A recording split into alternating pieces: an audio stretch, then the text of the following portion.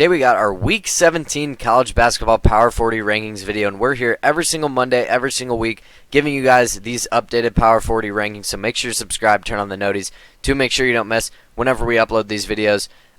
This is a big day for two reasons. First of all, obviously, new rankings. I guess three reasons. Second of all, we just had one of the best weeks of the college basketball season. Michigan lost to Duke, so Duke is the new number one in the AP poll. We'll get to where I have them. Arizona knocked off Houston. Houston actually lost 2 games in a row. Tonight they play Kansas on the road, so they could potentially lose 3 games in a row. A bunch of shakeup in the top 8. UConn lost. I mean, it's crazy what's going on, and we have a whole lot of great games coming up this next week.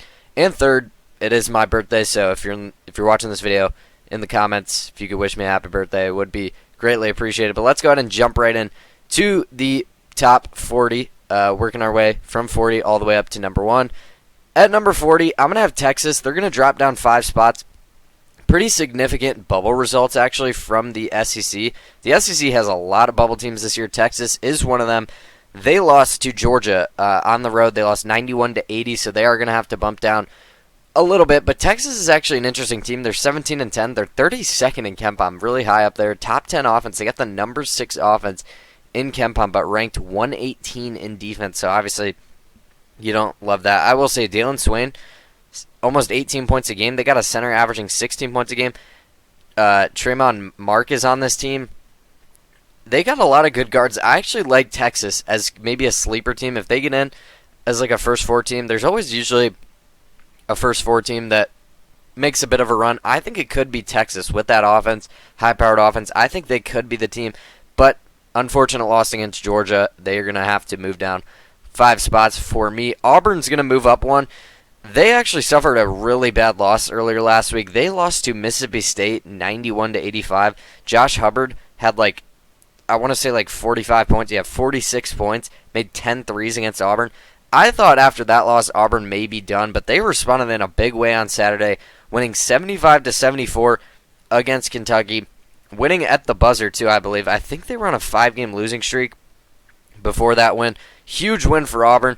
They're going to move up 1. I was getting ready. I really thought Auburn might be done. 4 games left in the season. They actually have some pretty winnable games at Oklahoma, home against Ole Miss this week. That should probably be 2 wins. If they lose one of those games, they might be in big trouble. They also play LSU and Alabama on the road. That Alabama game is probably going to be a loss, but I think they could win 3 of these last 4. If they finish the season 18-13, with them having the number 1 toughest schedule in the country, 18-13, they probably lose again in the SEC tournament, but even 18-14 Auburn team, they have good enough wins where I think they should be able to get into the tournament. And I will say, Auburn, I said this a while back, Auburn is still one of my favorite teams to watch just because of how fun their offense is. They're ranked 12th in offensive efficiency, 34th overall in KenPom. Like I said, they got the number 1 strength of schedule in the country. I think, an Auburn team, with how weak the bubble is this year, which I feel like that's becoming more of a regular thing, the bubble's just hasn't been great recently. With how weak it is, I think Auburn probably does get in. But if they lose one of these games that they shouldn't, against Ole Miss, against Oklahoma this week, or maybe it's LSU next week, then I think you might be in a little bit of trouble, Auburn. But as of right now, 15-12, they should be in with that win over Kentucky. Clemson is going to drop down 12 for me. They have now lost 4 games in a row. This past week is a rough one. They lost at Wake Forest by 8 points, and then home against Florida State by 5. They have a huge game coming up on Saturday, home against Louisville. Louisville was a team I said last week could potentially start going on a bit of a hot streak. Now, they did lose to SMU, and Louisville is currently down against UNC. We'll see if they can come back, but it doesn't look too great. Louisville's... I feel like that's a winnable game for Clemson with their defense. They still have a top 20 defense in KenPom, but they have fallen dramatically. They're now 40th in KenPom. They're 20-8 overall. This was a Clemson team that people were looking at as like a 5 or a 6 seed. Now, in most bracketologies, they've fallen down to the 8 or 9 seed range. That's pretty rough. They're now getting close to the bubble if they keep losing these games. So they're in trouble. They only have 3 games left in the season. Like I said, home against Louisville on Saturday.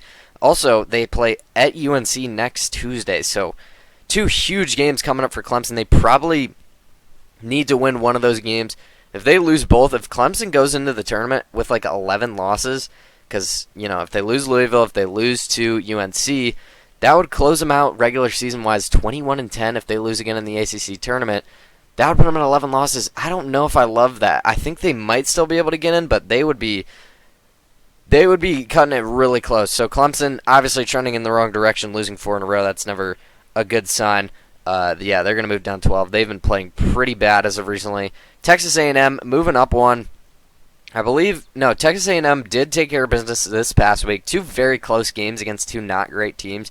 Beating Ole Miss by 3 and beating Oklahoma by 4, but they did win both their games, so good for them. Texas A&M is one of those bubble teams in the SEC. You're seeing a lot of them, and there's going to be a lot more, trust me. A&M was once first in the SEC. They're now 5th, I guess, in the SEC, which actually isn't bad. They're probably in a pretty good spot, 19-8. They haven't played the toughest schedule. They don't have the best metrics wise. When you look at KenPom, they're not super high, 37th in KenPom, but they're a pretty well-rounded team, and I think Bucky McMillan probably does get this team to the tournament in his first year, which is pretty impressive. But yeah, 9-5 in SEC play, 5th in the conference right now. That's ahead of teams like Texas, Missouri, Vanderbilt, Kentucky. Being ahead of Vanderbilt is pretty impressive. Kentucky, Georgia, Auburn, all of these kind of like bubble SEC teams. They're only behind Florida, Alabama, Arkansas, Tennessee. Those are all top 25 teams in the AP poll. So Texas A&M actually in a pretty good spot right now in terms of the conference standings. I think that will help them. Further outlook this week, they play at Arkansas on Wednesday. That's going to be a really hard game to win. I don't expect them to win. But then they got home against Texas on Saturday. Huge bubble game there. Big rivalry game as well. That is a huge game. We'll see what happens there. I think Texas A&M, I think they should win that game. I mean, Texas's offense might be able to pull it through for them, but A&M gets that one at home. I don't know. That one's going to be really close, though. Those are 2 teams within 5 spots of each other in KenPom. Obviously, you see how closely I have them ranked together, so that is a huge bubble game there. Number 36 is going to be Missouri. Again, another SEC bubble team. I've already talked about 4, and we're only 5 teams in. Missouri is currently 18-9 this past week. They did lose on Saturday at Arkansas by 8 points, but they kept it pretty close. That's honestly not too bad of a loss. And on Wednesday, they beat Vanderbilt at home. Now, they almost choked that game, but they were winning by a lot more. They end up only winning by 1 point and kind of threw the ball away with 3 seconds left. Vanderbilt almost made a half quarter to win that game. That would have been an insane collapse. Missouri does hold on, though. Honestly, I don't really think Missouri is anything special. I mean, KenPom-wise, they're below all of these SEC teams. They're below A&M, they're below Auburn, they're below Texas. They're 52nd in KenPom, 52nd in offense, 98th in defense. That's really not that great. I will say they have a lot of guards. Their 6 top scorers in points per game are all guards. Maybe that can help them out. I will say Mark Mitchell is a senior, so when you have older guards, that does typically help. In the tournament, they've got a lot of guards, seniors, juniors, and seniors on this team. So, again, maybe that does help them out for their ceiling, for their upside. This week they play Tennessee at home on Tuesday. Huge spot for them. Tennessee is rolling off wins right now. If Missouri can get that win, they're going to put themselves in a great spot.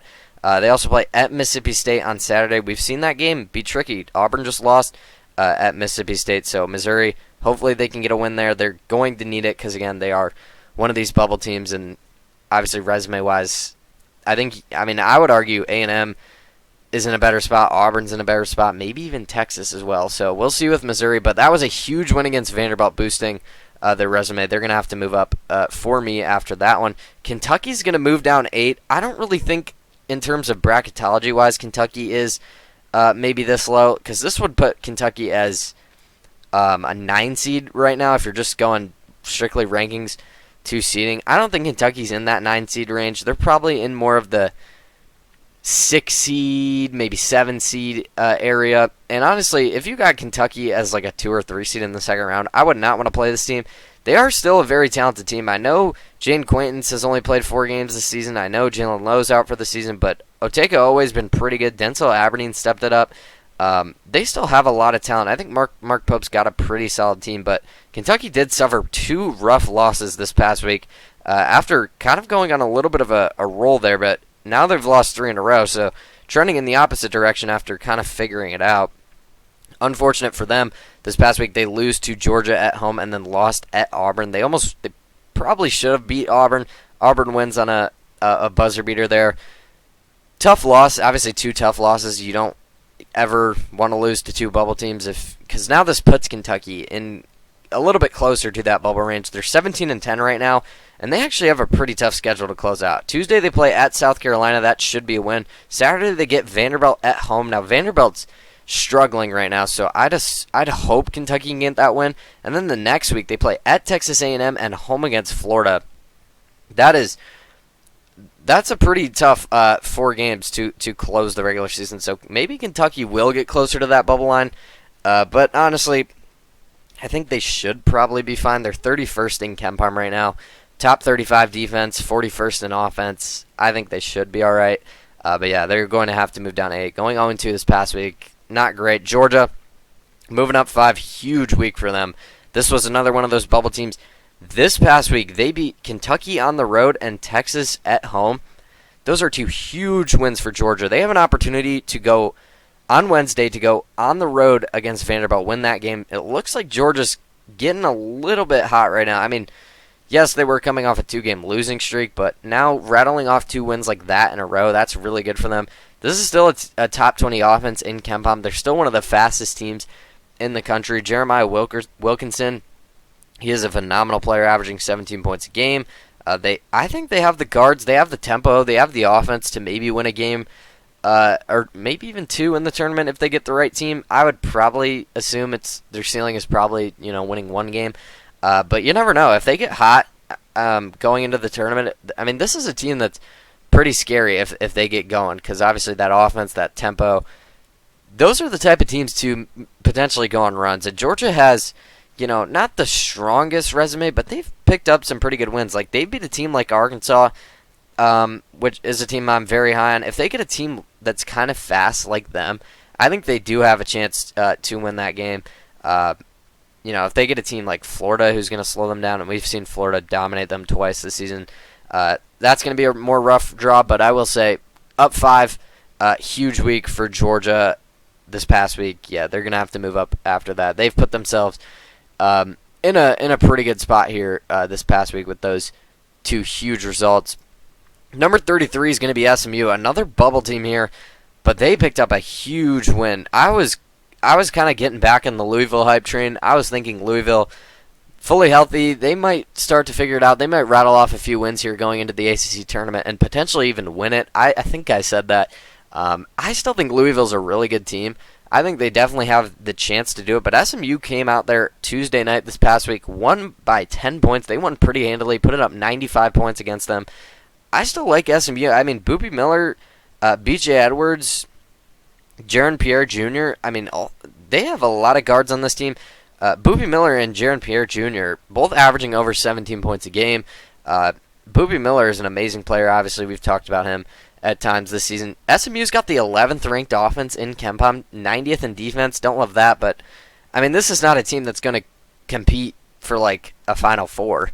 But with that offense, with the guard play that they do have, I think this could be a team that could win a few games in the tournament, at least ceiling-wise. Like, I feel like this team, we've seen them upset teams. They've beaten UNC when UNC was at full strength. They've played Duke pretty close on the road.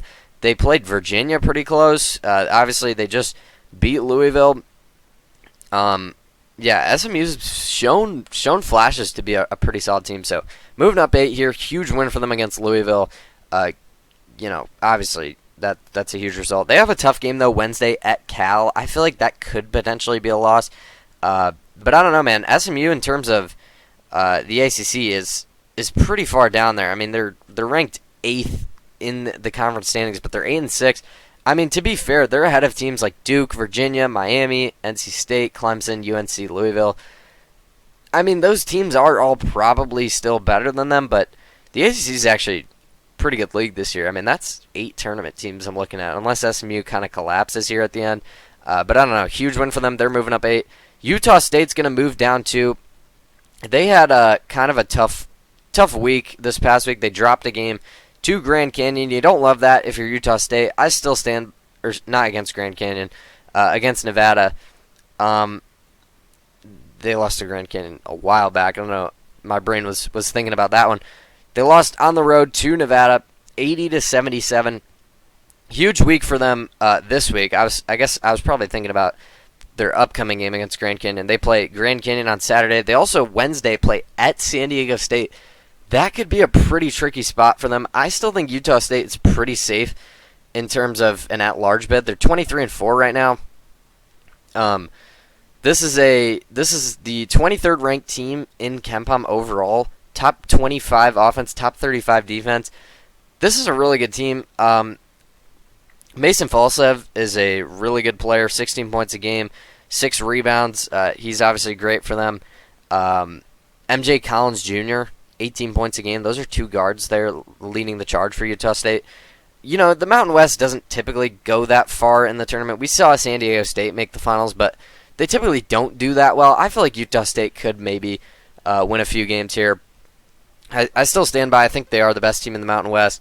But we'll see if San Diego State... I mean, San Diego State is kind of fighting for their tournament lives at this point, so that could potentially be a game Utah State does lose. They also have to play New Mexico next week to close out the regular season. So, and then, I mean, Grand Canyon on Saturday, that's not an easy game as well. So Utah State got a pretty tough draw here to close out Mountain West play, but I don't know. I mean, moving down to, I'm not going to drop them too much. A lot of these teams in this range did lose.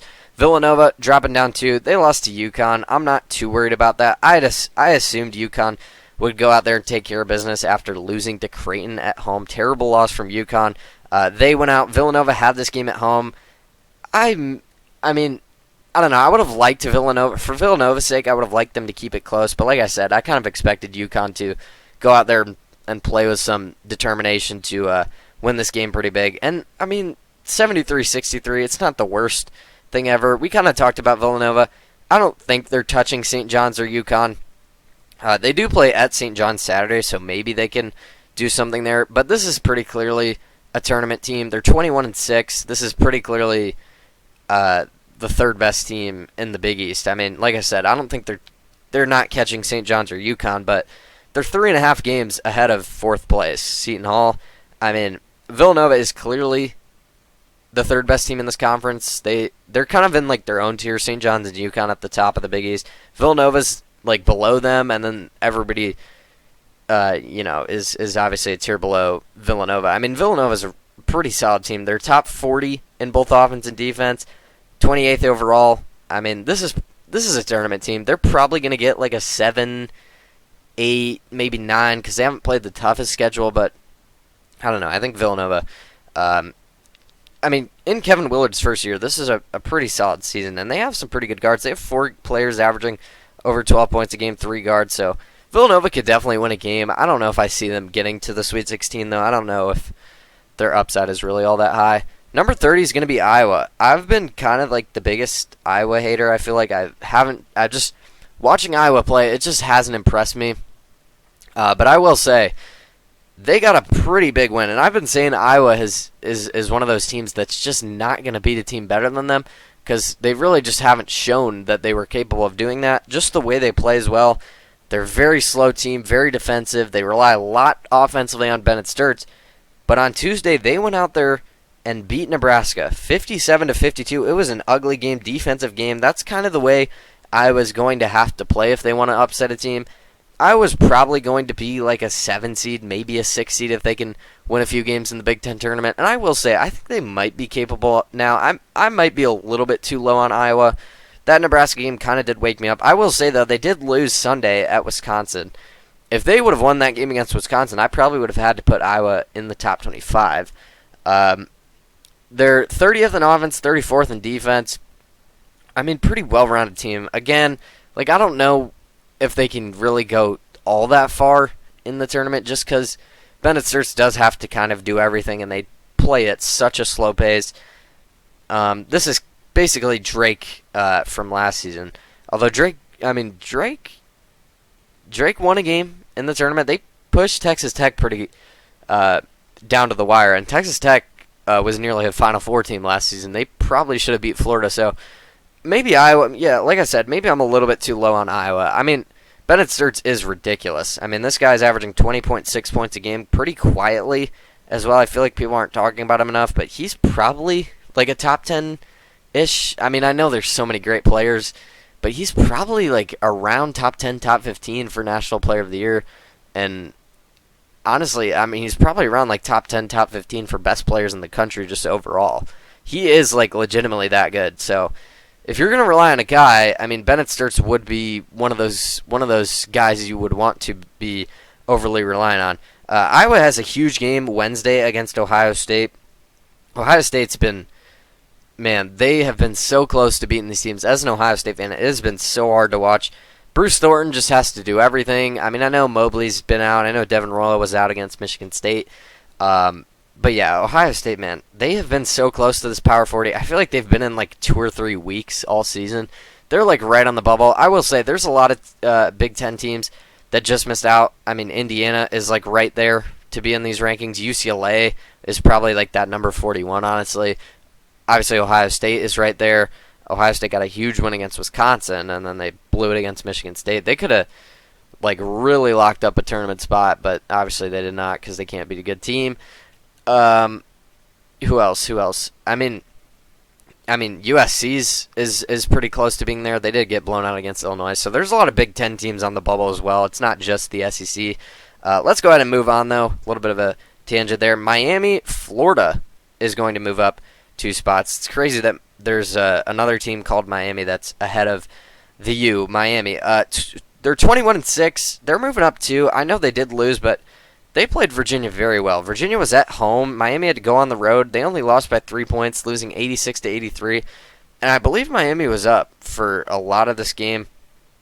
So honestly, I really don't feel that bad about moving Miami 2 spots. I mean, I feel like I'm not typically the type to move a team up after they lose, but I mean, Miami was right there on the road as well. I think Virginia's a great team. And Miami is coming off some pretty big wins. They beat UNC a few weeks back. They just, the week before last, they beat NC State on the road and Virginia Tech, 2 pretty solid teams. And then they almost, obviously, beat Virginia. So I don't feel bad about this. I think Miami's in a pretty good spot to make the tournament. They're 39th in KenPom, so not too great there, but 21-6. They've got some pretty good wins as well. They have a pretty easy week here coming up at Florida State and home against Boston College. That should be 2 wins for them. Yeah, so Miami's going to move up 2 spots. NC State's going to move up 6. I don't love this. I know Miami did recently just beat them, but like Miami did lose, so I don't want to move them up 3 spots. NC State kind of just benefited. I mean, they did have a pretty good win. They beat UNC 82-58. That was the only game they played last week.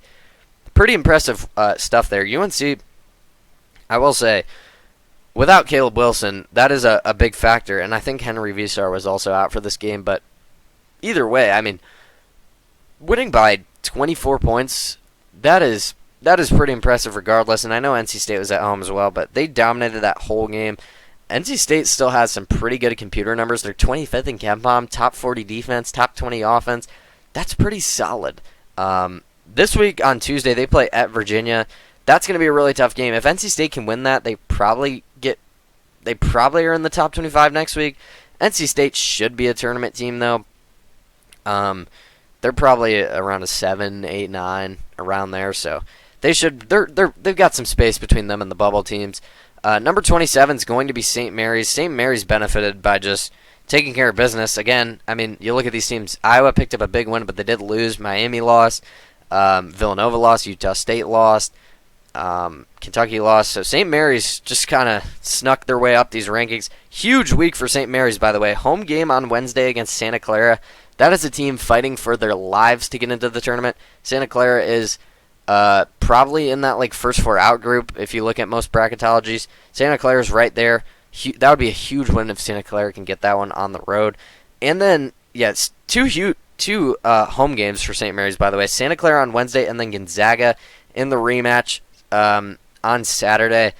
Gonzaga St. Mary's is always fun. Gonzaga did win the first time around by 8 points. I feel like those two teams do just always find a way to split. I wouldn't be shocked if St. Mary's won that game.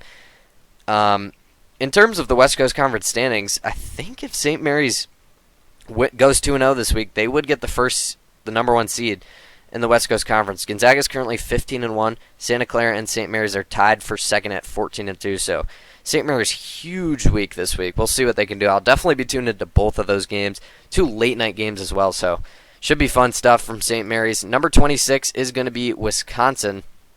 Moving down to, they had an interesting week. I mean, Wisconsin's a weird team. They're probably going to get a 6 seed, maybe a 7 seed. This Wisconsin team strikes me as one of those teams that could go on a run.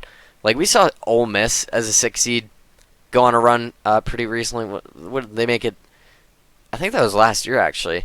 Ole Miss, they went on a little bit of a run. They only Sweet 16, I guess. I could see this Wisconsin team doing that. I think BYU did that as well, a 6 seed little run. I think Wisconsin could be that team this year. I feel like there's always a 6 seed that kind of just finds its way into the Sweet 16. That could be Wisconsin. Wisconsin has beat Michigan State, Illinois on the road, Michigan on the road. I mean, they've beat the top of the Big Ten, but then they go out and lose games, like losing to Indiana.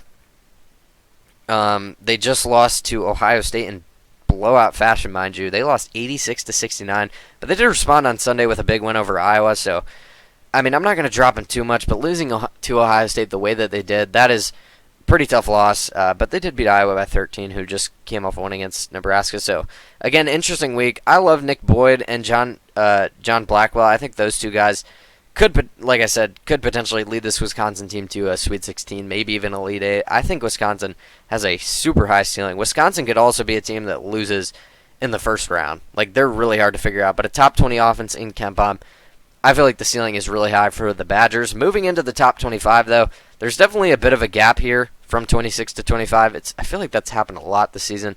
Number 25 is going to be Vanderbilt for me. Vanderbilt has been struggling. They're moving down 6. They have been falling and falling fast. This is one of those teams that's been high in KenPom all season. They started out the season not really playing anyone, but now they've lost. Well, they went 0-2 this past week. I think they've lost. They've lost 3 of their last 5.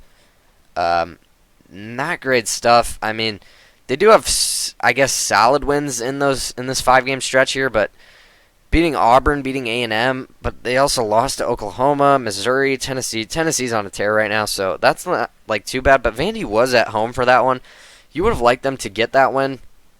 Obviously, losing to Missouri, that's not great either. Vanderbilt is still a really tricky team to figure out because they're 13th in KenPom, 15th in offense, 20th in defense. Maybe it's just the way they play that the KenPom numbers love them so much. But, I mean, you watch this Vanderbilt team play. They don't look all that overly impressive to me. And let me know if that's just me, but I don't know. They've been kind of skidding as of recently. They haven't been as good as of late. They were, I want to say, 7th in my rankings, maybe even 6th, 8th, somewhere around there. They might have been, I don't know if they were ever top 5, but they were pretty close. Since then, they have been really, I mean, what did they start out, 18-0, 19-0, something like that. So, obviously, 21-6 now. Pretty big week for them. Home against Georgia and at Kentucky on Saturday. Those are two teams who are looking for wins. This could potentially be an opportunity. Vanderbilt struggling as of late. So, yeah, they're going to move down 6 for me. Louisville's going to move down 2. I did mention this earlier, but they are currently losing to UNC. As of right now, I don't know the result of that game, so they're going to stay at 24 for me. This past week, though, they did lose at SMU. I mean, it's a bubble team. They need a win on the road. Those are typically games where, a team that's low in the AP poll, around 20, 24. I mean, Louisville's 21 in the AP poll. Going on the road to a bubble team, that's always going to be a tough spot because the bubble team is fighting for their lives to win that game. So you see those losses happen a lot. I mean, I'm not trying to make excuses. Obviously, if you're Louisville, you want to win that game. I still think Louisville's a really good team. This was a top 10 team when they were healthy earlier in the season. They've got some pretty big non-conference wins. They beat Kentucky pretty handily. They beat Indiana. They played pretty well against Arkansas on the road, all things considered. I mean, yes, you look at their resume, they don't have the greatest wins, but numbers-wise, I mean, this is still a top 15 KenPom team, top 15 offense. I love their guard play. I think they have one of the best backcourts in the country with Michael Brown Jr., Ryan Conwell, Isaac McNeely. I mean, even Javon Hadley, 11 points a game. That's 4 guards averaging over 11, and 2 of them are averaging over 18. So I still like Louisville's ceiling for the tournament. But again, I do need them to win one of these games. Like, if they can come back against UNC tonight, they are kind of making a push here. We'll see if they can pull it out. I don't know if they will. They also play at Clemson on Saturday. I don't know. I feel like I'm going to need to see a little bit of something from Louisville in the ACC tournament. Maybe knock off one of those top-tier teams. Maybe like go out and beat a Virginia or something like that. I could see that happening. Number 23 is going to be Miami, Ohio. They're 27-0. They continue to win. 4 games left in the regular season. We'll see if they can do it. We'll see if they can go 31-0. I would love that. If they go undefeated in the regular season, there should be no chance that they miss the tournament. At least I don't think. Even if they lose their conference tournament, I mean, with 1 loss, you can't tell me that that's a team that's going to miss the tournament. Now, if they do lose one of these last 4 games, I said they can probably afford to lose a regular season game and then lose in their conference tournament, finish with 2 losses. But you look at the bracketologies, they're still an 11 seed. If I'm Miami, just win. Just win as much as you can. Finish the regular season undefeated. Honestly, they should be able to win these 2 games this week. Eastern Michigan and Western Michigan, they're both on the road. I think that should be 2 wins for them, though. Like I said, I mean, the strength of schedule is really bad.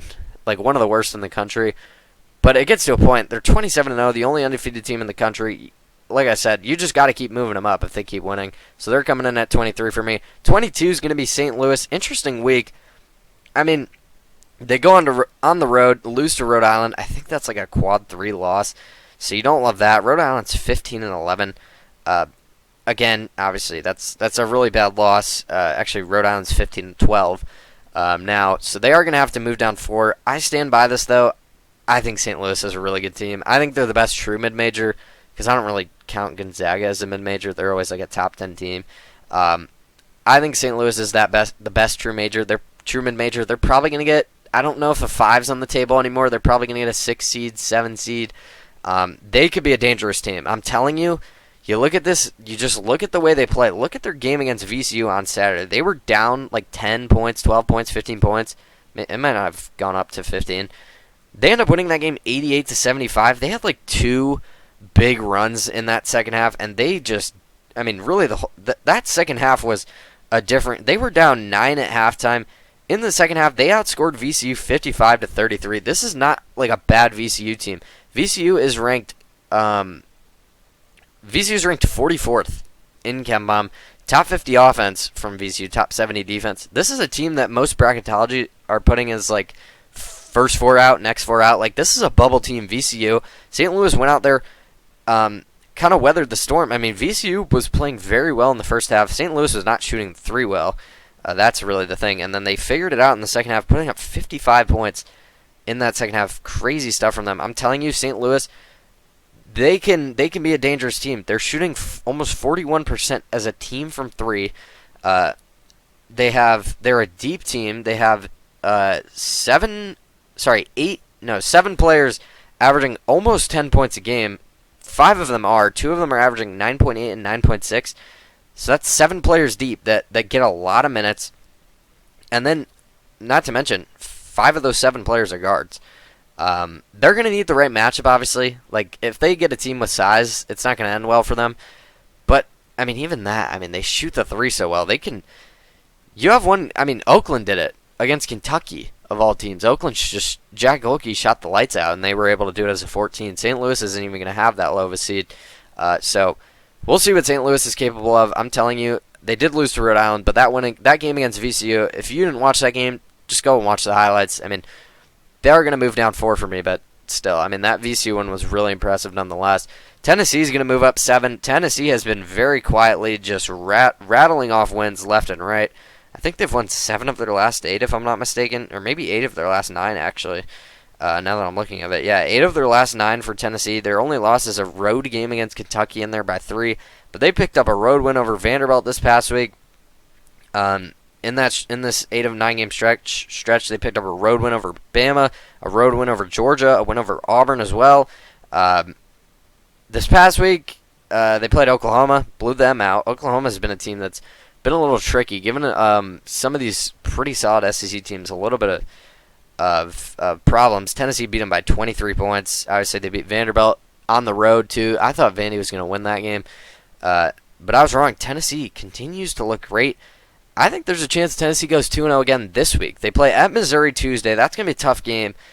I can honestly see Missouri winning that. But then they got home against Bama on Saturday. Now, Bama's playing a lot better as well. But Tennessee is, right now, back up to a top 15 team in KenPom. They got a top 15 defense, 34th in offense. Nate Ament continues to look amazing, proving me wrong. Early in the season, I was calling him overrated. I take all that back, I promise you. Jacoby Gillespie still averaging 18.1 points a game, leading this team in scoring. Tennessee's a really good team. They're getting hot at the right time. I do not want to play them right now. So yeah, that Bama game on Saturday, huge game, obviously. Arkansas is going to move up one. They did lose to Alabama, but you watch that game. I think that goes to show. I mean, Arkansas went on the road to Alabama, lost in double overtime, 117-115. But Darius Acuff, 49 points a game. This guy reminds me a lot of Allen Iverson. He is ridiculous. Not to mention, Arkansas has Malik Thomas in the backcourt. Billy Richmond is really good. Trevin Brazile, Carter Knox, DJ Wagner. They have a lot of guards. They have a lot of good players on this team. This is a deep team. Coach Cal, Arkansas made the Sweet 16 last year. They were really close with Texas Tech to going to that Elite Eight to play Florida. They beat St. John's last season, who was a 2 seed. Really good St. John's team last year. I think Arkansas could potentially be in for another Sweet 16 run. Maybe even farther, Elite Eight, Final Four potential. I feel like Arkansas is a true dark horse Final Four team. They're probably going to get a 4 or 5 seed. They could definitely do it. The way they play, I mean, this is one of the best offenses in the country. They're 4th in offensive efficiency right now, and they play so fast. I mean, you watch that Alabama game. Both of those teams just look like a terrifying for a 1 seed. Bama and Arkansas are both probably going to be 4 or 5 seeds. Both of those teams look like absolutely terrifying matchups if you are a 1 seed in that Sweet 16. That is either of those teams. That's going to be really rough. So they do move up 1, but you just watch those games. Those 2 teams looked phenomenal. And then Arkansas responded in a nice way, home win over Missouri. On Saturday, they go on the road to Florida. Now, Florida is looking ridiculous right now, but if Arkansas can win that game, again, they're going to prove why I've been high on them all season. I feel like they have such a high ceiling. I would expect Florida to win that game just because of the way they play, and it's in Gainesville. But if Arkansas can win that game, that'd be huge for them. 19 is going to be UNC moving down 3. They got blown out against NC State. They did win at Syracuse. They got a big game tonight against Louisville. They're currently playing right now, currently up. We'll see if they can hold on. It's getting close to the end, so we'll see what happens there. But I'd assume they can probably hold on. Seth Trimble's having a really good game right now. Obviously, Caleb Wilson being out. Henry Visar was out against NC State, so I'm not going to take too much from that. I'd hope. It sounds like Caleb Wilson will be back for the ACC tournament, which is amazing for them. UNC definitely is going to need him. They're going to need Visar to get healthy, but I think he's playing tonight, so UNC, not too worried about them. 22-6. They are going to have to move down 3, though. Bama moving up 5. Huge win against Arkansas. They got a huge game on Saturday at Tennessee. LeBaron Fallon continues to play amazing. He kind of got overshadowed by Darius Acuff dropping 49, but he had I want to say 35, 36 points against Arkansas. He was amazing. Alabama is still one of the best offenses in the country. People kind of forget that, I feel like.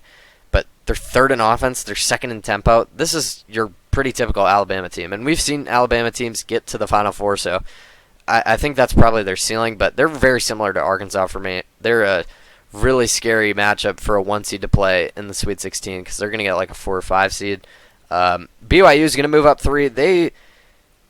I did say BYU was probably done after losing Richie Saunders, but I will say, they had a pretty solid week. They played Arizona pretty close on the road. They did end up losing, but then they went out on Saturday, beat Iowa State by 10 points. Iowa State was coming off a huge win against Houston. BYU needed a win like that. That's kind of their first true good win this season, so good on them. They still have a top 10 offense. AJ DeBanza was pretty close to a 30-point triple-double. He's leading the nation in scoring almost 25 points a game. Obviously, losing Richie Saunders does hurt the ceiling, but AJ DeBanza, This BYU team's going to be like a 6 or a 7 seed. If a 2 seed gets BYU in the second round, your reward for being a 2 seed all season, you got to play AJ DeBanza. I mean, BYU is a very dangerous team, even without Richie Saunders, just because of AJ DeBanza and Rob Wright. They alone can make them go far in the tournament, so don't be surprised if you do see them doing that. Texas Tech coming in here at 16, moving down 3. Yes, losing JT Toppin for the year. That is absolutely terrible. I mean, Texas Tech had probably a Final Four ceiling. I don't think they have that anymore. But I will say Christian Anderson, still an All-American level player. Donovan Atwell has been shooting the lights out as of recently. They need Lawan Watts to kind of step up and fill that JT Toppin void. He's obviously not going to be as good as JT Toppin. JT Toppin, 22 points a game, 11 rebounds. Ridiculous. I mean, he was a National Player of the Year contender, and he is now out for the season. Huge blow for Texas Tech. Texas Tech has beat like an insane amount of teams. They've beat Houston. They've beat BYU. They beat Duke this season. They've beat Arizona. I mean, like, they have beat the best teams in the country this season. Beating Houston, Arizona, and Duke, I mean, that is ridiculous stuff.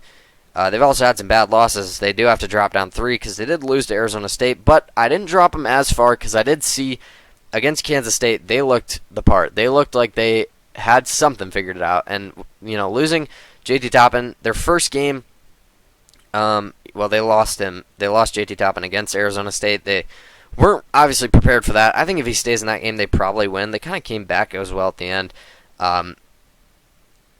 But they responded. I mean, Grant McCasland looked like he figured it out. I mean, they won by almost 30 points against Kansas State. So Texas Tech looked pretty good even without JT Toppin. We'll see on Saturday. They go on the road to Iowa State. I'd assume Iowa State wins that game, but if Texas Tech can look the part, look pretty solid, then maybe the JT Toppin injury isn't as bad as we think, but obviously it is. It's still really bad. 15 is going to be St. John's, moving up 2 for me. St. John's continues to rattle off wins. They're 22-5. On Wednesday, they go on the road against UConn. That's going to be for first place in the Big East because I don't see either St. John's or UConn losing any other games. St. John's is currently on a 13-game win streak with a win over UConn in that stretch. We'll see if they can do it again. I'd assume UConn wins at home there in the rematch, but huge game, obviously. St. John's looks like they figured it out. Looks like they have. I mean, they obviously have. They've figured out the point guard position. Rick Pitino, just an amazing coach. So he's got St. John's back. I don't know what the ceiling really is for this team. I feel like their team last year was better, obviously, and they lost in the second round. So we'll see. I think this team could definitely go to a Sweet 16, but I don't know if they can really go all that far. But if they beat UConn again, then maybe I'll have to rethink that. Number 14 is going to be Kansas, moving down 5 spots. Darren Peterson continues to be the story here. He doesn't have a great day against Cincinnati and Kansas. That was a terrible loss. They're moving down 5. They lost at home to Cincinnati by 16 points. That's probably the worst loss anyone in the top 25 took this past week. Losing at home to Cincinnati by 16 points. Now they have 2 huge opportunities this week. They got Houston coming to town tonight in Allen Fieldhouse. They could definitely win that game. Houston, Kansas is Kansas' streak. They have not lost back-to-back home games since 1989. Houston has not lost 3 games in a row since 2017. So 2 streaks on the line. One of them is going to have to be broken. We'll see which one it is. Houston at Kansas tonight, huge game, and then Kansas at Arizona on Saturday night. If you're Kansas, if you can find a way to win one of those games, I'd feel pretty good. But yeah, Darren Peterson continues to be the story. He didn't have a great game against Cincinnati. He did play most of the game, so I guess that's good. But yeah, it's weird. Kansas looks like they have more chemistry without him, but obviously you want him to play because he might be the best player in the country. He's probably going to go number 1 in the NBA draft, so it's a weird situation. I don't think we've ever seen anything like this, and it continues to be an issue here. Number 13 is going to be Nebraska, moving down 3. They suffered a tough loss at Iowa. Nebraska has not been great, honestly. As of recently, they are, I think, 4-4 in their last 8 games. Not great stuff there. I will say, though, their losses are to pretty good teams. Losing to Illinois, losing to Purdue in overtime, losing at Iowa, losing at Michigan by 3. Nebraska is probably still going to be like a 3 seed. I don't see them falling out of that. They still have a top 5 defense in KenPom. They're going to at least win a tournament game this year, which is great for them. Finally, first March Madness win in history. I think Nebraska honestly has a pretty good chance to close out their regular season on a 5-game win streak. This week they play Maryland and USC. That's probably 2 wins, and then they close out against UCLA and Iowa. Those 2 games are going to be a little tough, but I think Nebraska has a chance to win those 4. Go into the Big Ten tournament on a little bit of a win streak there, 5 games after kind of struggling this past month. Number 12 is going to be Virginia. They just continue to win. They're 24-3. Huge game on Saturday at Duke. They also play NC State at home on Tuesday tomorrow. Huge week for Virginia. We'll see what they can do. This is a top 30 offense, top 20 defense in KenPom. They're, again, very quietly just continuing to win games. If they go out and play Duke close on the road, I think there should be no question this Virginia team is for real. Obviously, resume-wise, they haven't played the toughest schedule. They don't have the best wins, but they continue to win. Only 3 losses at this point in the season. With how good the ACC has been this year as well, pretty impressive stuff. They're 12-2 in conference. I think if they beat Duke as well on Saturday and run the table, they get the 1 seed in the ACC. So, pretty interesting stuff here. We'll see. I'll definitely be tuned into that game. Illinois is going to stay put for me. They had a weird week. They blew out USC on the road by almost 40. Going west to the West Coast, if you're Illinois, winning by 40, that's pretty impressive stuff. USC was a team that desperately needed a win as well. But then they go out and against UCLA and lose in overtime. They were up like 23 points, I think, in that game at one point. They end up losing. But UCLA was up as well, and then they almost blew it. Illinois, I still think this team has Final Four potential, maybe even national title potential. I think this team honestly can win it all. They're probably going to be like a 2 seed. They're 4th in KenPom right now. This is the number 1 offense in the country. Just players everywhere. Keaton Wagler, Colin Boswell, Stojakovic is really good. Obviously, the Ivisic twins. This offense is for real, obviously. Huge game on Friday, maybe the game of the week. Michigan at Illinois. Illinois has a chance to turn that around, coming off that loss to UCLA. Tough loss.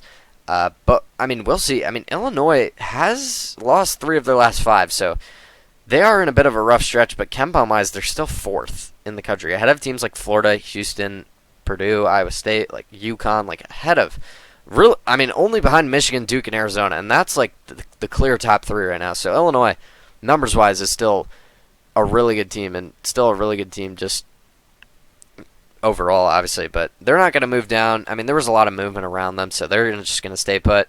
Michigan State's going to come in at number 10 for me. Obviously, they did beat Illinois relatively recently. I know that was 2 weeks ago now. They kind of just got the benefit of the doubt for winning their 2 games. They have a big game on Thursday at Purdue. 2 huge games in the Big Ten here at the top of the standings as well. Purdue and Michigan State are both 12-4 in the Big Ten. Michigan and Illinois are the top 2 teams in the Big Ten. So 2 huge games there in back-to-back nights for the Big Ten standings. We'll see what happens there. But Michigan State, they did beat UCLA by 23 points, and Illinois did just lose to them. Like I said, Michigan State also just beat Illinois recently. I still think Michigan State's a really good team. Jeremy Fears, we saw, they closed the game against Ohio State really well.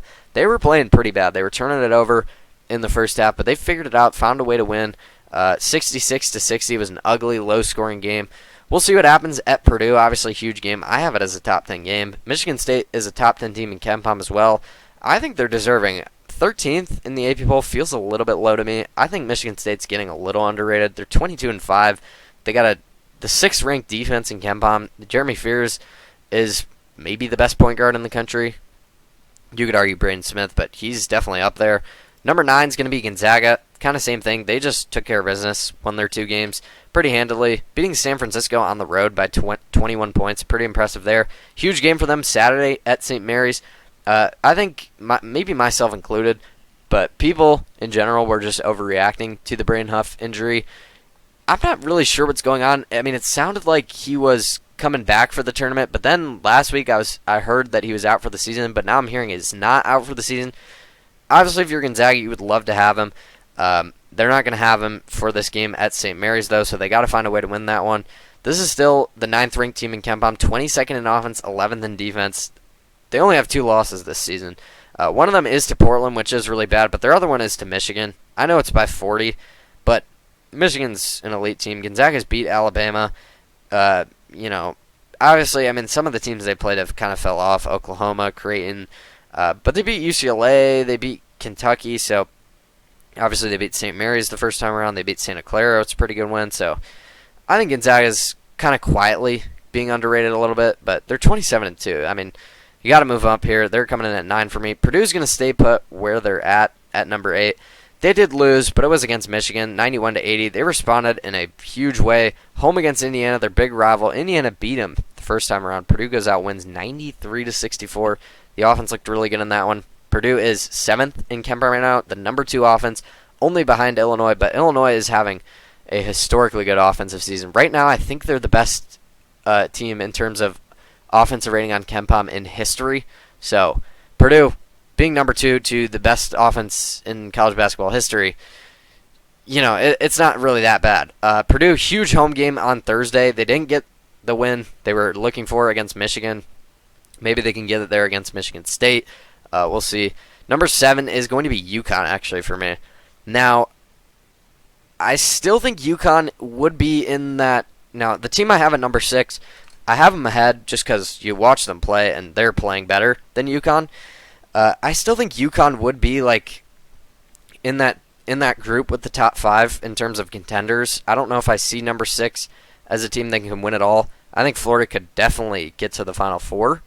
I guess I just spoiled my number 6 team, so I'll reveal them. I still think UConn has a better chance to win the title. But I mean, I will say though, UConn ranks 11th in KenPom, 12th in defense compared to Florida at 4th. And 23rd in offense compared to Florida at 16th. Now, Florida doesn't shoot the 3 well, which is the worry. Also, Florida won last year, so the odds of them getting back to the Final Four are much lower. Obviously, UConn, really bad loss. Home loss against Creighton. I think that's a quad 3 loss. They're going to have to move down 2 for me. They did respond with a pretty nice win at Villanova. I will say, if they beat St. John's at home, they could potentially move back ahead of Florida. But honestly, you just watch these 2 teams play, and Florida just looks miles better than UConn right now. So I'm going to have Florida ahead. I know the AP poll has UConn at 6, but you just can't lose a game like that to Creighton. Florida continues to win. They're 21-6. How many games have they won in a row? 7-game win streak right now.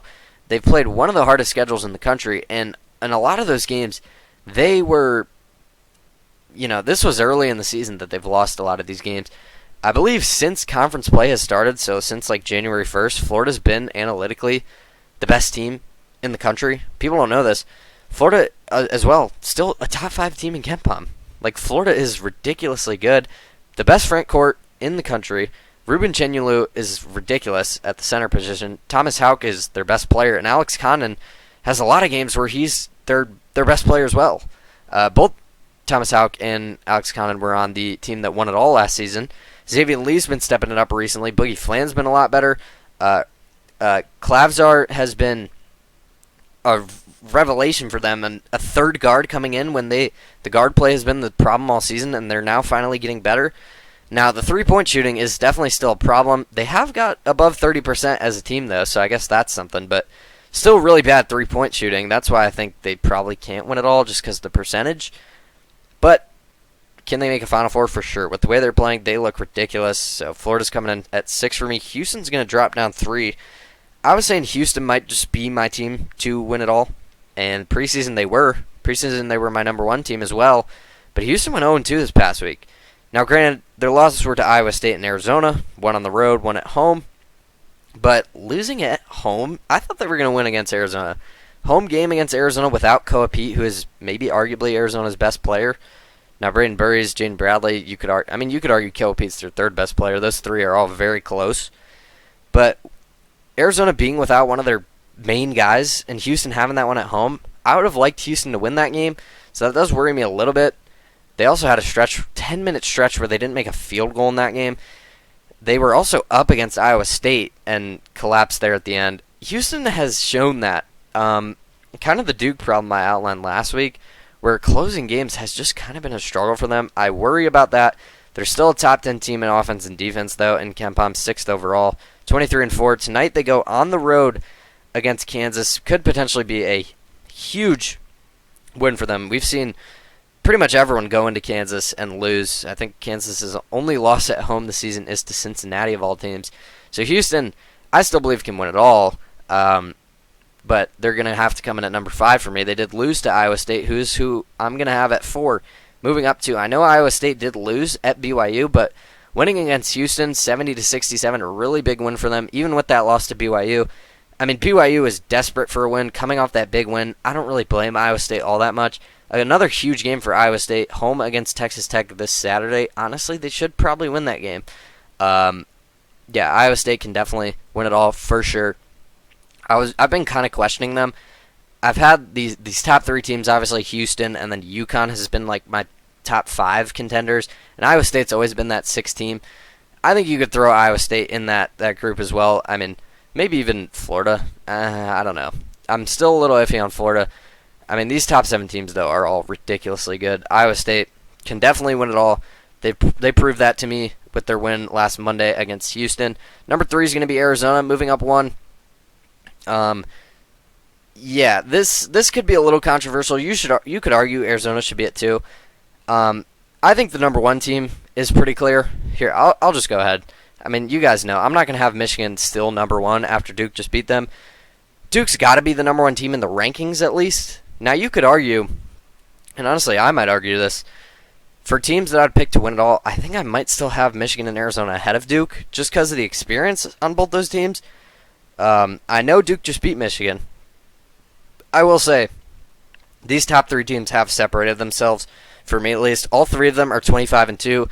These are all 3 the top 3. These are the top 3 teams in KenPom pretty clearly. I mean, you got Michigan at a plus 38.8 net rating, Duke at a plus 37.2, and Arizona at a plus 36.3. So all within 2 points of each other.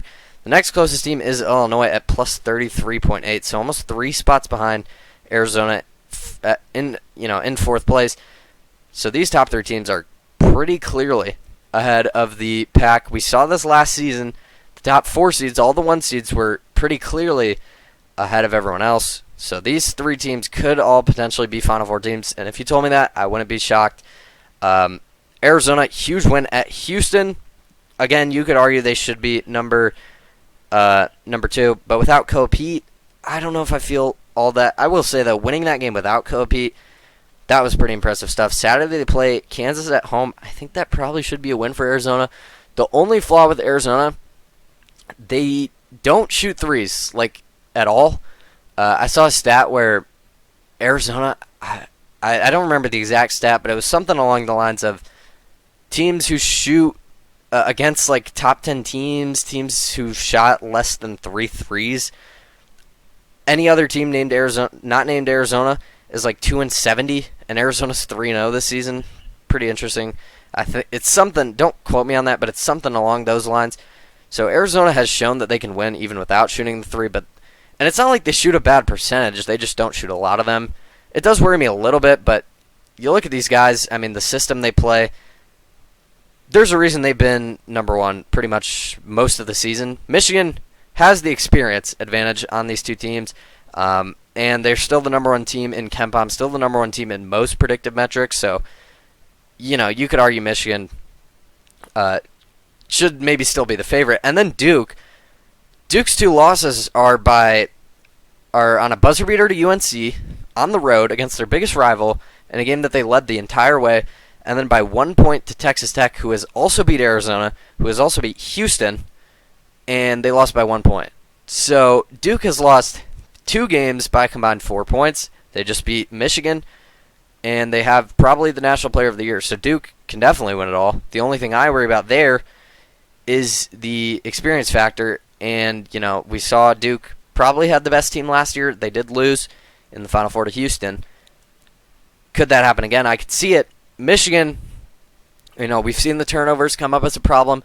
We've seen, them kind of just, when the guards aren't going, if you can slow Michigan down, because they do actually like to play pretty fast. They're 14th and adjusted tempo, if you can slow their offense down, they could potentially have some troubles there. And we did see Duke do that in the second half and have a pretty successful second half. But Michigan's still the number one defense in KenPom, still the number one team in KenPom, even after the loss against Duke. So I think these top three teams have kind of clearly separated themselves as the top three. We'll see what happens here. Duke, though, huge win over Michigan. Arizona, huge win at Houston. Ridiculous week of college basketball. And we have some crazy games coming up. But that is going to do it for the Week 17 college basketball Power 40 rankings. I apologize. It was a long one, but we had to. We're getting to that point in the season where March is. Next video we'll be in March. Next week we're also going to start our conference tournament prediction videos. For those who don't know, every year, come conference tournament time, we predict every single one, even the small ones. So stay tuned for that. That's going to start next week. Get excited. It's finally that time. It's the best time if you're a college basketball fan to be a part of the channel. So make sure you subscribe, turn on the noties, like this video if you enjoyed. But again, that is going to do it. Thank you so much for watching, and I will see you guys probably either Wednesday or Thursday with an NBA playoff watch video. We didn't get one last week, so I apologize for that, but we will have one this week. That is a promise, so you can expect that later this week. So, yeah, make sure you stay tuned for that one.